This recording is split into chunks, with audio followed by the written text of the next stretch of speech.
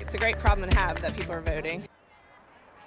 Now at 11, long lines at the Franklin County Board of Elections capping off early voting. Nearly 237,000 residents choosing to cast their ballot before Election Day. That's roughly 30% of the county's registered voters. Thanks for joining us tonight at 11. I'm Colin Dorsey. The polls are now closed until Election Day Tuesday. And new at 11, 10 TV's Carla Rogner spoke with voters today, toughing out those long lines. Yeah, Colin, we witnessed at least one person go home after seeing how long the lines were today. When we got to the polls about an hour before they closed the line at 5, the employees were telling people it could take up to 3 or 4 hours to get to the front.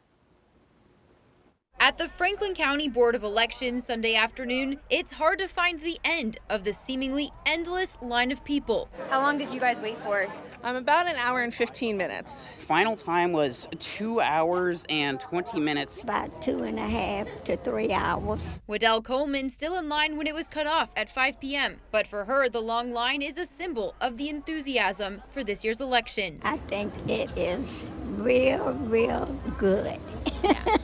It's a lot of people. Others wondered why the Board of Elections is the only place to vote early in a county with more than 900,000 registered voters. But the fact that it's extremely long out here is a little upsetting. I think there should be plenty of more places to vote. Just took 30 minutes just to drive down Morse Road. We took that question to Frank LaRose at a Sunday evening campaign event for Bernie Moreno. The Secretary of State says he would support having additional locations for early voting. Well, I've always been a fan of that. In fact, gosh, 10 years ago when I was a state senator, I proposed that, but it's up to the state legislature. It's in the state law that it's one location per county. And of course, they can make those really big locations. The County Board of Elections decides that. According to LaRose, the early voter turnout this year could be record-breaking. At this point, over 2.5 million people have already voted in Ohio, and that's great news. We're on track to break the record again. We broke the record in 2020, and we're going to do it again. As people stayed positive about the wait, It's a nice day. some voters tell us no line would stop them from casting a ballot. My ancestors, you know, they fought hard for this.